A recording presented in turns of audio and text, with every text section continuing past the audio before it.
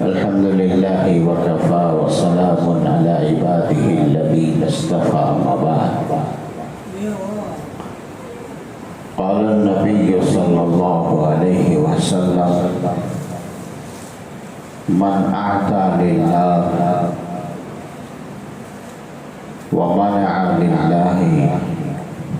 وأحب لله وأبغض لله فقد استكمل إيمانه، أو كما قال عليه الصلاة والتسليم. بزرگان محترم، عزیزان گرامی،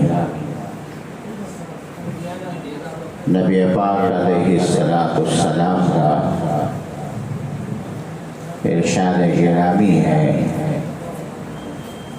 کہ جس نے 4 باتیں کی ہیں، 4 کام جس نے کیا، فقد استکمل ایمان، اس کا ایمان مکمل ہوگا۔ وہ 4 باتیں یہ ہیں کہ جو من اعطى للہ، جو بھی دے گا وہ اللہ کے لیے دیا کرے، صدقہ خیرات۔ وَمَنَعَ لِلَّهِ، اور دوسرا یہ ہے کہ جو روک لے، خرچ نہ کریں، وہ بھی اللہ کے لیے ہی کیا ہو۔ اور تیسری بات وَأَحَبَّ لِلَّهِ، وہ جس سے محبت کرتا ہے وہ محبت صرف اللہ کی خاطر ہو، کوئی اور مقصد نہ ہو۔ اور چوتھی بات اور آخری بات وَأَبْغَضَ لِلَّهِ، جو دوسرے سے بغض رکھتا ہے، دشمنی رکھتا ہے، وہ بھی اللہ کی خاطر ہو، اپنی نفسانی خواہشات اس میں شامل نہ ہو۔ تو یہ 4 باتیں جو کرے گا وہ اپنا ایمان کو مکمل کرے گا۔ تو سب سے پہلے بات فرمایا کہ جب دیا جائے کسی کو پیسہ، روپیہ یا صدقے کی دوسری قسمیں، اس میں صرف اللہ کی خوشنودی حاصل کرنا مقصد ہے، یعنی اللہ کو راضی کرنا ہے، تو پھر یقیناً وہ صدقہ آسمانوں کو چیرتے ہوئے عرش معظم تک پہنچ جائے گا۔ اور اگر ریاکاری ہے، نموداری ہے، اور دوسروں کو بتانا مقصد ہے، تو پھر پیسے کا پیسہ بھی ضائع ہوگا اور اس کے کھاتے میں ثواب کے بجائے عذاب لکھا جائے گا۔ تو اس سے بہتر تھا کہ وہ دیتا ہی نہ تھا، تو کم از کم اس کے پیسے تو بچ جایا کرتے تھے۔ تو اس طرح نیت کریں کہ جب بھی میں کسی کو دوں تو اللہ کو راضی کرنے کا مقصد ہو۔ یہ صرف خیرات ہی ہونا ضروری نہیں ہے، اپنے ضروریات اصلیہ میں بھی، اپنے کاموں میں بھی، جو اگرچہ کہ ظاہراً وہ دنیا کی کامیں نظر آتی ہیں، اس میں بھی اگر نیت اچھی رکھیں تو دنیا کا کام ہونے کے باوجود وہ آخرت کے کام میں شمار کیا جائے گا۔ مثلا کوئی تاجر کوئی چیز فروخت کرتا ہے اور خریدار اس سے چیز خریدتا ہے، تو خریدتے وقت وہ یہ نیت کرے میں یہ جو چیز خرید رہا ہوں، چاول، دال، دانہ، اناج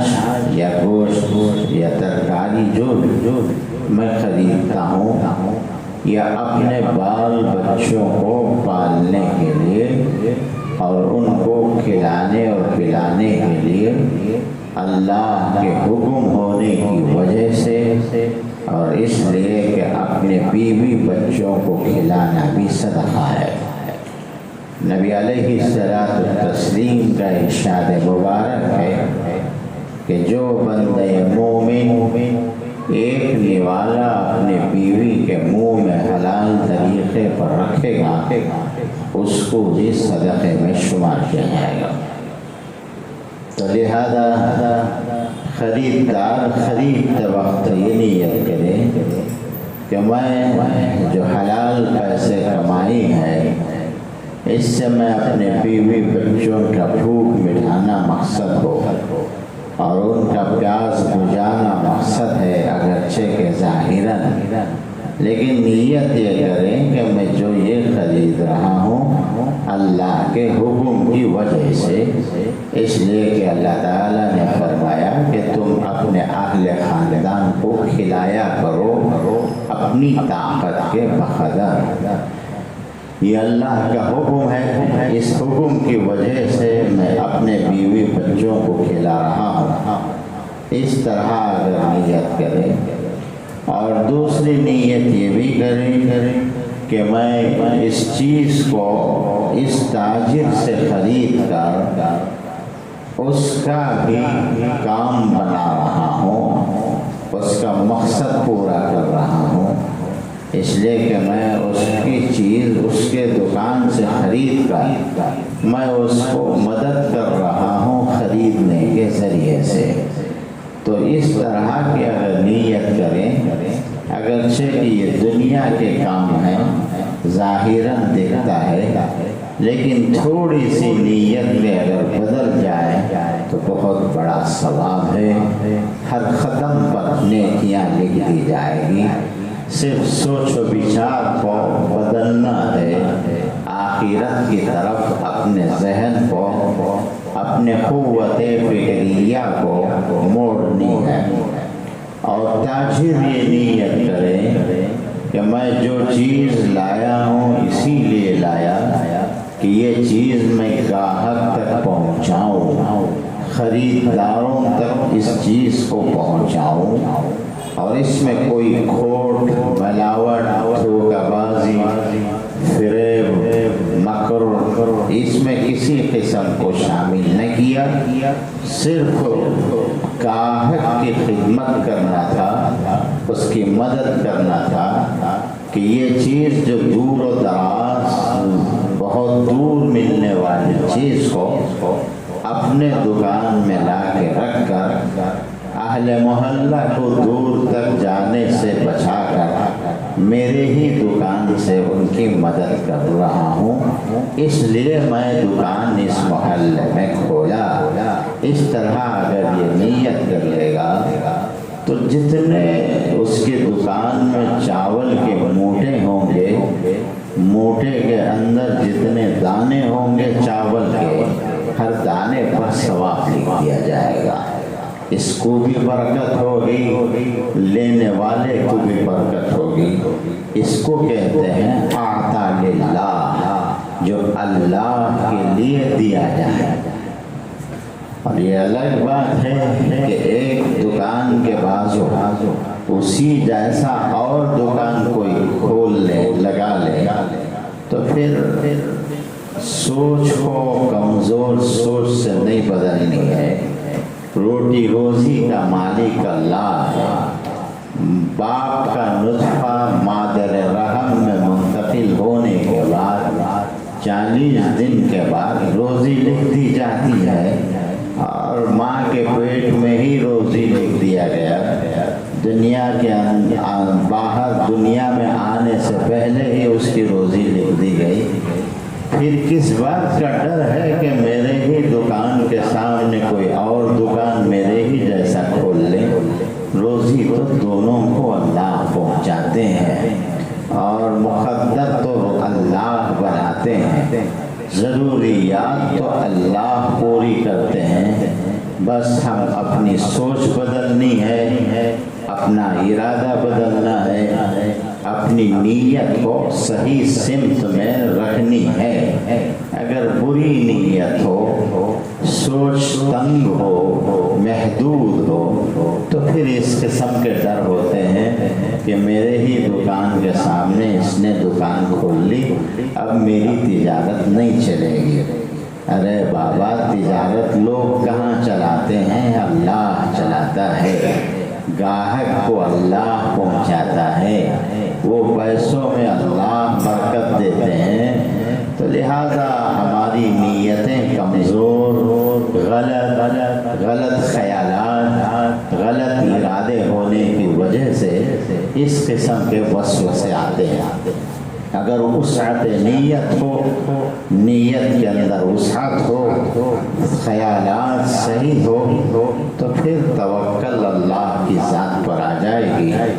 پھر جینے رہنے مرنے کا مزہ ہی الگ ہو جائے گا۔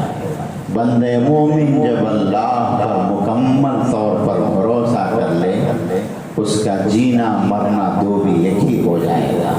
نہ مرنے کو ڈرتا ہے، نہ جینے کی خواہش ہوتی ہے۔ جینے کو اگر عمر دی جائیں جیتا ہے، مرنے کے ذریعے سے دعوت دے دی جائیں خوشی سے جاتا ہے۔ تو لہذا یہ تمام باتیں ہماری ایمان، یقین، بھروسہ،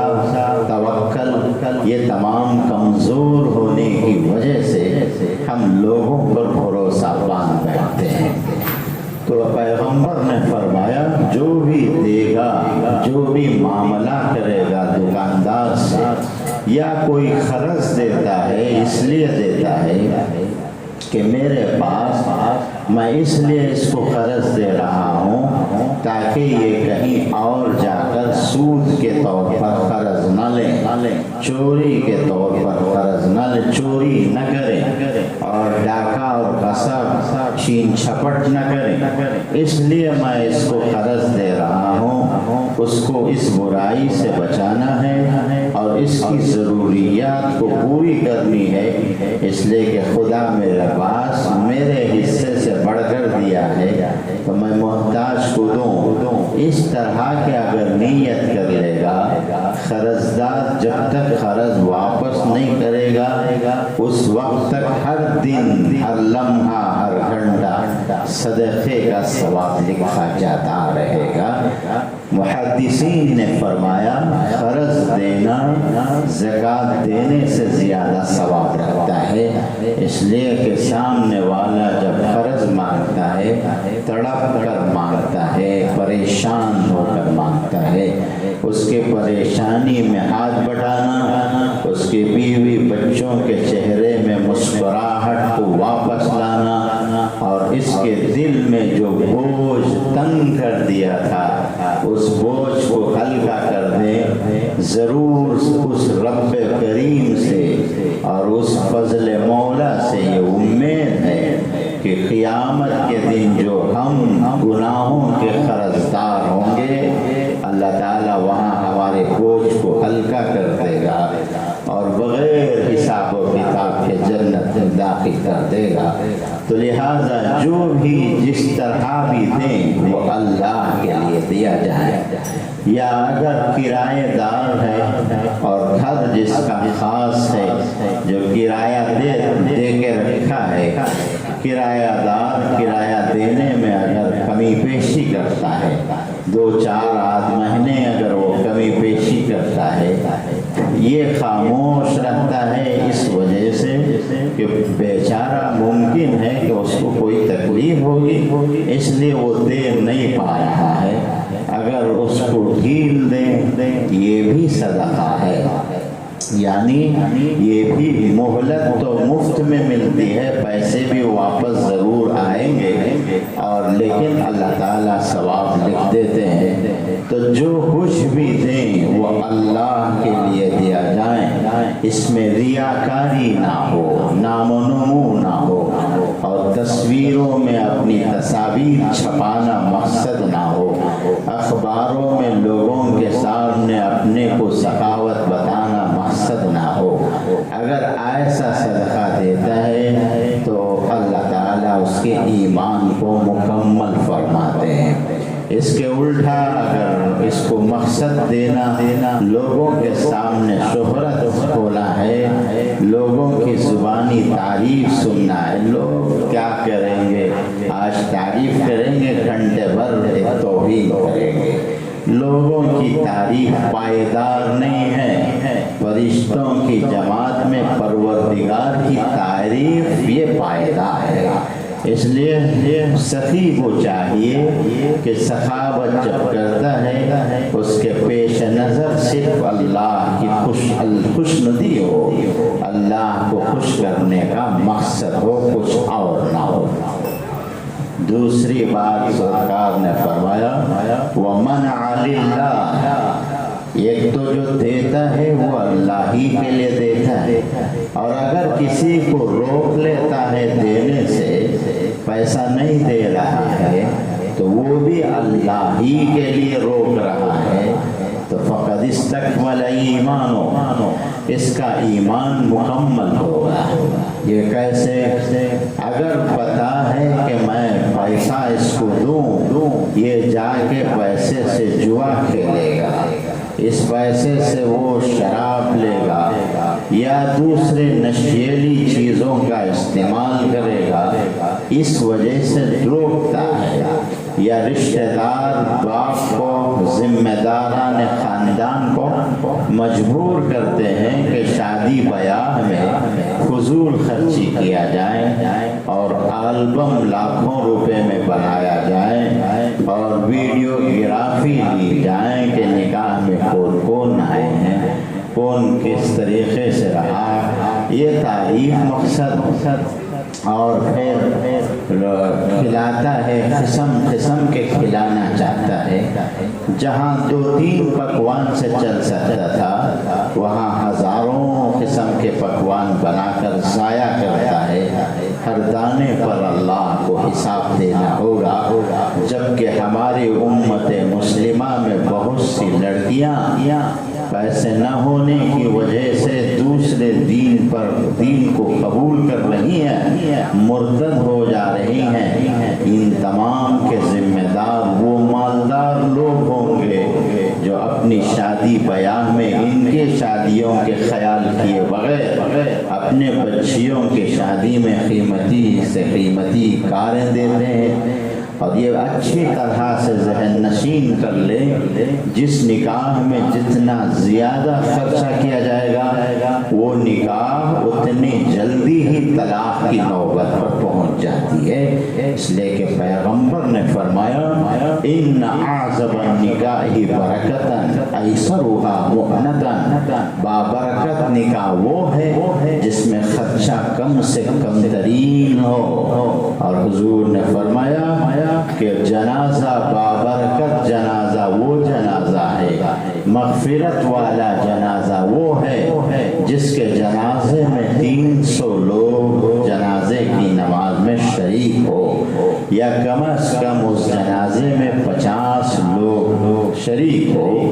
تو وہ مغفرت کی علامت ہے۔ تو یاد رکھیے کسی کی خوشی میں زیادہ شریک ہونا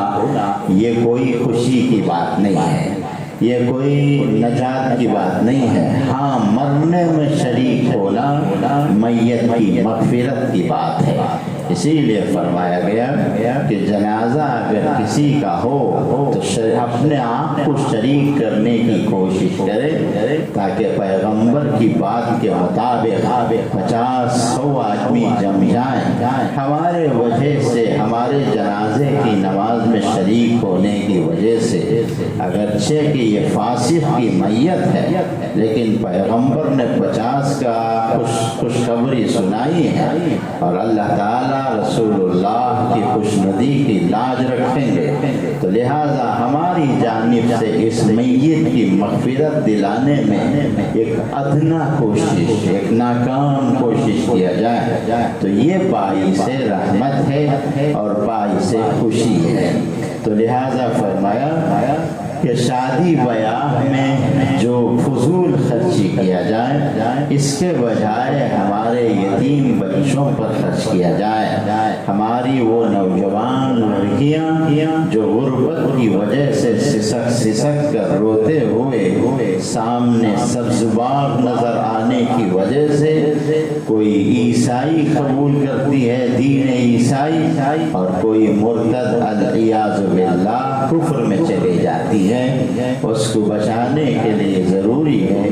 کہ اپنی لڑکی کی شادی میں کسی ایک اور لڑکی کی نکاح کم خرچے میں کر دیا جائے، اور کیا معلوم کہ وہ لڑکی جو بچہ جنے گی اور وہ بچہ حافظ قرآن عالم دین ہوگا، پھر وہ بچہ کلام مجید کو پڑھائے گا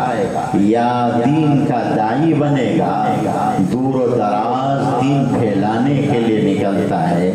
تو ہر کلمے پر اس شخص کو ثواب لکھا جائے گا۔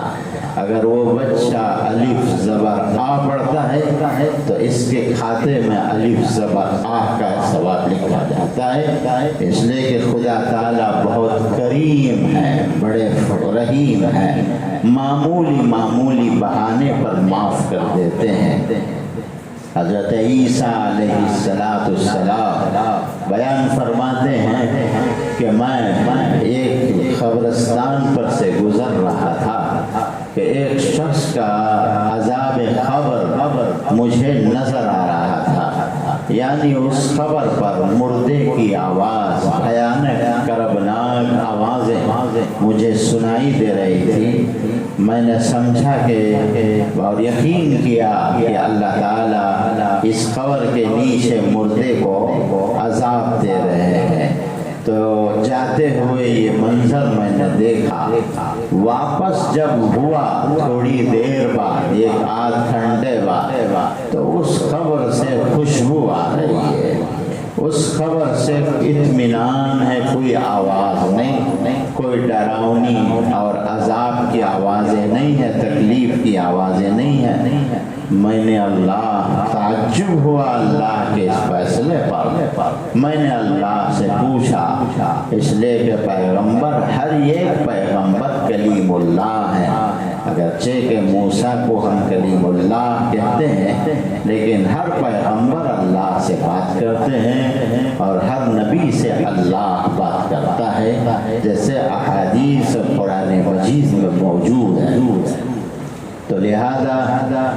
میں اس اللہ کے فیصلے پر تعجب ہوا، اس کی شان کریمی سے مجھے حیرت ہوئی، میں حیران رہا، ششدر ہو کر میں اللہ سے پوچھا، خدایا ابھی آدھ گھنٹہ پہلے آپ ان کو بہت ہی ہیبت ناک عذاب دے رہے تھے، اور واپس ہی میں نے دیکھا تو اس کی خبر بالکل شانت ہے، امن و سلامتی کا گہوارہ ہے، آپ کا اس شان کریمی کی وجہ کیا ہے؟ حضرت عیسیٰ کو اللہ نے فرمایا کہ عیسیٰ جب جا رہے تھے آپ، تو اس کو جو عذاب دیا جا رہا تھا یہ بے نمازی تھا اور ہر قسم کے گناہ اپنے کھاتے میں رکھا تھا، عذاب دے رہے تھے۔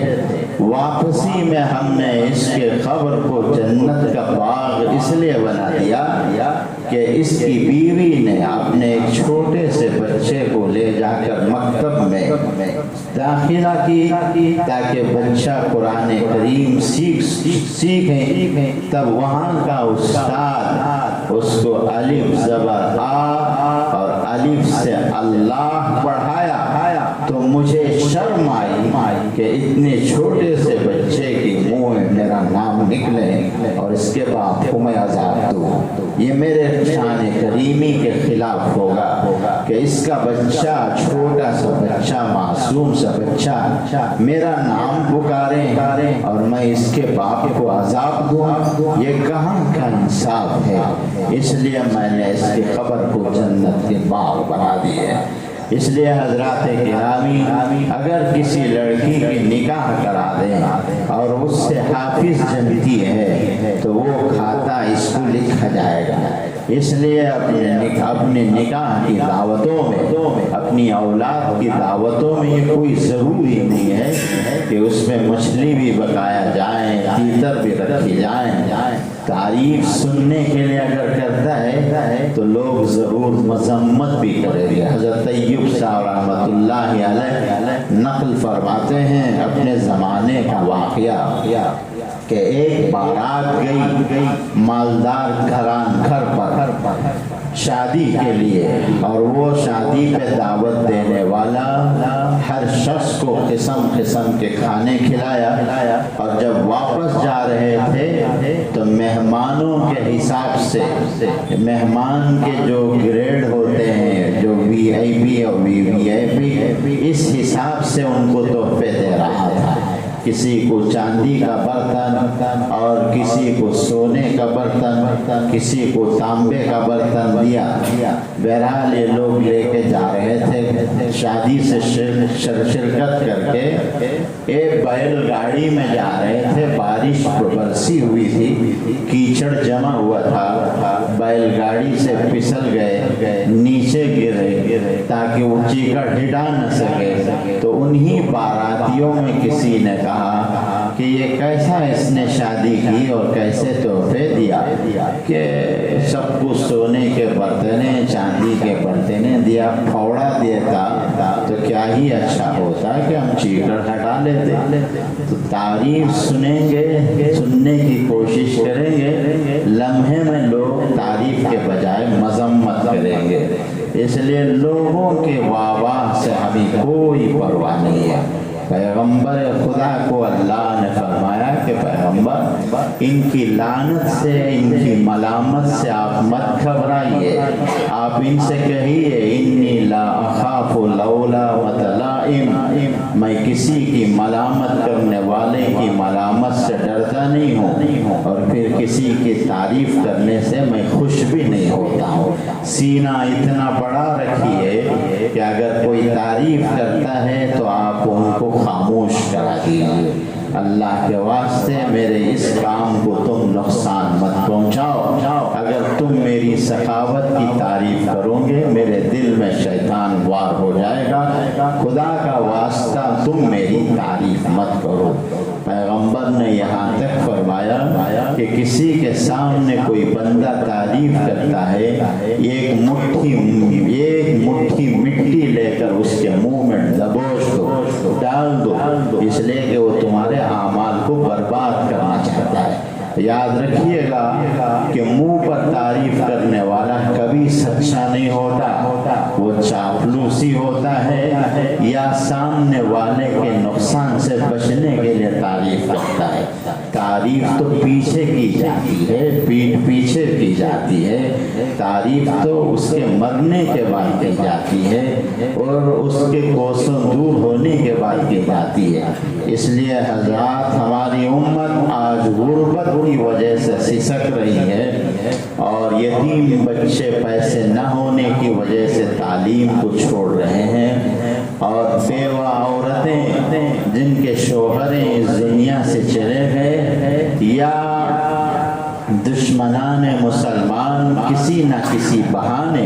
ان کو سلاخوں کے پیچھے ڈال دیے ہیں، نہ کیے ہوئے گناہوں کے سزائیں دے رہے ہیں، اور ان کی نوجوانوں کی جوانی کے ساتھ کھلواڑ کر رہے ہیں۔ یہاں ان کی بیویاں تڑپ رہی ہیں، بچے باپ کے چہرے دیکھنے میں بےتاب لگے ہوئے ہیں۔ کسی نہ کسی قسم سے امت مسلمہ کے جوانوں کو زندہ رہتے ہوئے ان کو لاش کے طریقے سے پیش کر رہے ہیں۔ لہذا ہمیں چاہیے ایسی بیوہ عورتوں کی مدد کیا جائے اخلاص و نیت کے ساتھ، اور ان کے بچوں کو پڑھانے کی ذمہ داری لیں، اور اگر وہ بالغہ ہیں تو ان کے بچوں کو شادی نکاح کرانے کی ذمہ داری لیں۔ تو الغرض میں کہہ رہا تھا اللہ دیں تو اللہ کے لیے دیں، روکیں تو اللہ کے لیے روکیں۔ تو یہ تمام چیزیں جو خرچ کرتے ہیں یہ اللہ کے لیے ہوئے۔ اگر اولاد بیجا مطالبہ کرتی ہے کہ پیسے باپ سے لے کر فضول خرچی کرنا چاہتی ہے، سگریٹ نوشی کرنا چاہتی ہے، یا دوسرے اوباش لڑکوں کے ساتھ گلی محلوں میں غنڈہ گردی کرنے کے لیے باپ سے پیسوں کا مطالبہ کرتی ہے اور باپ اس کو پیسہ نہیں دیتا، اس کے ناجائز خواہشات کو پورے کرنے میں وہ ذمہ دار نہیں بننا چاہتا، تو یہ روکنا کنجوسی نہیں ہے، یہ روکنا اللہ کے لیے۔ تو چار باتیں ہیں جو ایمان کو مکمل کرتی ہیں،